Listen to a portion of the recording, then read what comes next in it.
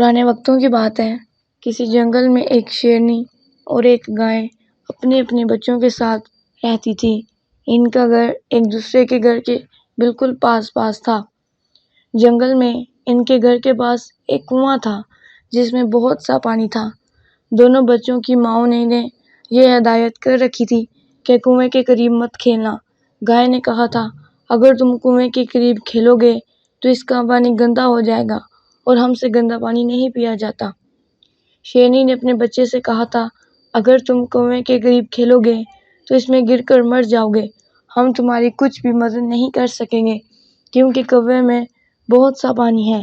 گائے کا بچڑا اپنی ماں کی نصیحت پر عمل کرتا اور کنویں کے قریب نہیں جاتا، لیکن شیرنی کا بچہ بڑا نافرمان تھا اور بڑا شریر اور چالاک تھا۔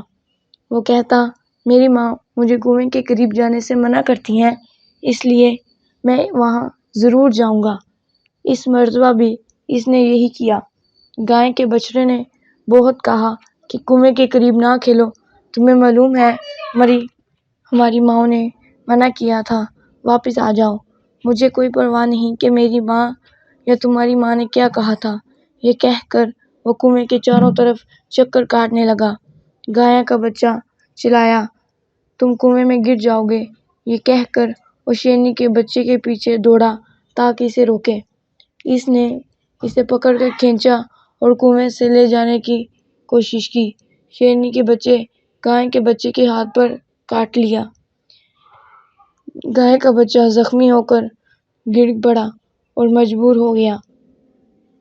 شیرنی کا بچہ اچھلتا کودتا رہا، آخر کنویں میں گر گیا اور نہ نکالنے کی وجہ سے وہیں پر مر گیا۔ بچڑا سوچنے لگا، جب شیرنی واپس آئے گی اور اسے یہ معلوم ہوگا کہ اس کا بچہ کنویں میں گر گیا ہے تو وہ یہی سمجھے گی کہ میں نے اسے دھکا دیا ہے۔ اگر میں کہوں گا کہ وہ خود شرارت کر رہا تھا تب بھی وہ میرا ہی قصور بتائیں گی۔ اب میں کیا کروں؟ جلدی سے اپنی ماں کے پاس گیا اور اسے سب قصہ سنایا۔ گائے نے کہا، اس میں تمہارا کوئی قصور نہیں، میں جانتی ہوں وہ بہت ہی شریر تھا، لیکن اس کی ماں سنے گی تو خفا ہوگی، ہمیں اس سے پہلے یہاں سے بھاگ جانا چاہیے۔ آؤ میری دم پکڑ لو اور جتنا تیز دوڑ ہو سکے دوڑو۔ بچے نے گائے کی دم اپنے منہ میں دبا لی اور بھاگنا شروع کیا۔ بچے کی ٹانگیں کمزور تھیں اس لیے وہ جلدی تھک گیا اور اس نے اپنی ماں سے کچھ دیر آرام کرنے کی درخواست کی، لیکن گائے نے کہا، نہیں ٹھہرو مت ورنہ شیرنی ہمیں پکڑ کر کھا جائے گی، چلو دوڑتے رہو۔ تھوڑی دیر دوڑنے کے بعد بچڑے نے ہمت نہ رہی اور وہ نیچے گر پڑا۔ اس کی ماں نے کہا، ہمیں کسی جگہ پناہ لے لینی چاہیے، اٹھو تلاش کرتے ہیں، شاید کوئی ہمدرد مل جائے۔ بچڑا بڑی مشکل سے کھڑا ہوا اور دونوں تلاش میں چل پڑے۔ اتنے میں انہیں ایک زرافہ نظر آیا۔ زرافے نے کہا، کیوں گائے بہن، خیریت تو ہے؟ کیا معاملہ ہے؟ آپ اپنے ننھے بچے کو ساتھ لیے کدھر راہ نکلیں؟ گائے نے کہا، مہربانی کر کے ہماری مدد کرو زرافے بھائی، میں سب قصہ تمہیں سناؤں گی۔ زرافے نے اس کی کہانی سن کر جواب دیا، اچھی بات ہے، میں آپ کا خیال رکھوں گا، مجھے شیرنی کا کوئی ڈر نہیں، میرے پاس ٹھہرو، کھاؤ پیو، جو جی چاہے کرو، میں آپ کی حفاظت کروں گا۔ اگر شیرنی آئی بھی تو میں اسے ایک لات رسید کروں گا۔ میں شیروں سے اس طرح لڑتا ہوں، ایک لات لگاتا ہوں اور ان کی طبیعت درست ہو جاتی ہے، گھبراؤ نہیں، میں آپ کا دوست ہوں۔ گائے جانتی تھی کہ جب زرافے لات بڑی زور سے مارتے ہیں۔ اس کو کچھ اطمینان ہوا اور تھوڑا بہت کھا پی کر اپنے بچڑے کو لے کر سو گئی۔ اسے سوئے ہوئے زیادہ دیر نہیں ہوئی تھی کہ زرافے نے گائے کو جگا کر کہا، شیرنی آ پہنچی ہے، آپ جائیں۔ گائے جاگ کر کھڑی ہوئی اور کہا، کیا کہا تم نے؟ زرافے نے پھر کہا، شیرنی آ رہی ہے، آپ چلی جائیں، وہ فوراً چلی جائے۔ گائے نے جواب دیا، لیکن میرا تو خیال تھا تم ہماری حفاظت کرو گے اور ہم کچھ یہاں دن رہ سکیں گے۔ زرافے نے کہا، ارے نہیں، اب یہاں نہیں ٹھہر سکتی، میں شیرنی سے نہیں لڑنا چاہتا، اس کے آنے سے پہلے چلی جائیں۔ گائے نے اپنے بچڑے سے کہا، آؤ میری دم پکڑ لو، ہمیں پھر سے بھاگنا پڑے گا، اب کوئی واقعی سچا دوست تلاش کریں گے۔ بچے نے اپنی ماں کی دم پکڑ لی اور وہ دونوں جنگل کے اونچے اونچے درختوں کے بیچ میں دوڑنے لگے۔ بچہ تھکنے ہی والا تھا، انہیں سڑک پر ایک بھینس کھڑی نظر آئی۔ بھینس نے بھی وہی سوالات پوچھے جو زرافے نے پوچھے تھے، اور اس طرح اس کی مدد کرنے کا وعدہ کیا اور دعویٰ کیا کہ وہ شیرنی کو مار بھگائے گی۔ بھینس کو اپنے سینگوں پر بڑا ناز تھا۔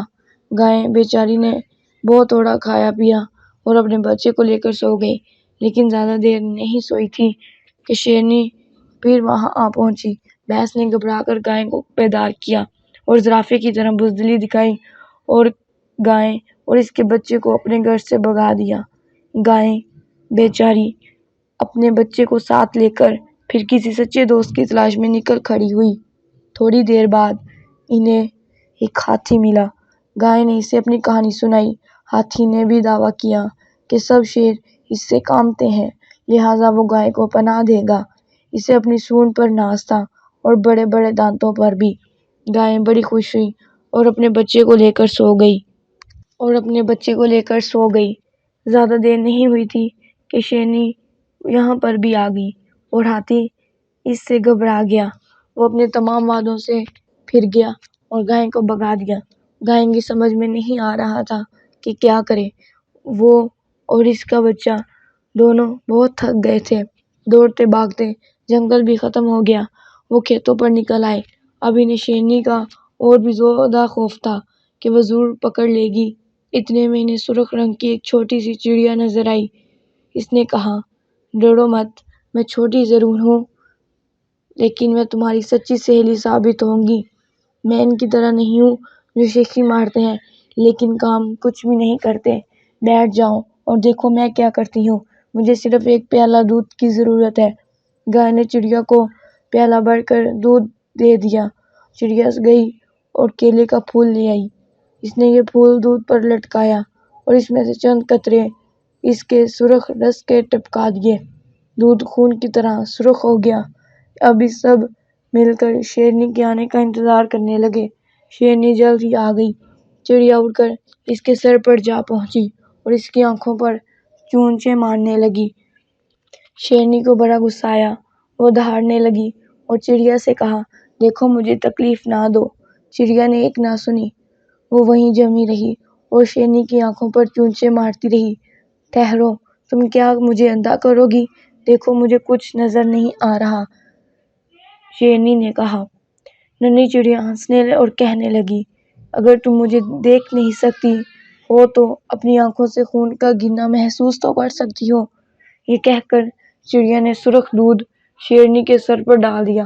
شیرنی نے آنکھیں پھاڑ کر دیکھا تو واقعی خون گر رہا تھا۔ وہ یہ دیکھ کر ڈر گئی۔ چڑیا نے کیلے کا سرخ پھول اٹھا کر شیرنی کے سامنے زمین پر پھینک دیا اور کہنے لگی، دیکھو شیرنی، میں نے تمہارا دل بھی نکال لیا ہے، وہ سامنے زمین پر پڑا ہے۔ شیرنی نے کوشش کر کے سامنے نظر ڈالی تو کوئی چیز پڑی دکھائی دی جسے وہ واقعی اپنا دل سمجھ بیٹھی۔ پھر تو وہ ایک منٹ بھی وہاں نہیں ٹھہری، فوراً مڑی اور تیزی سے جنگل کی طرف بھاگی۔ اس وقت اسے اب گائے گاؤں میں رہتی ہے اور ننھی سرخ چڑیا اس کی بہترین سہیلی ہے۔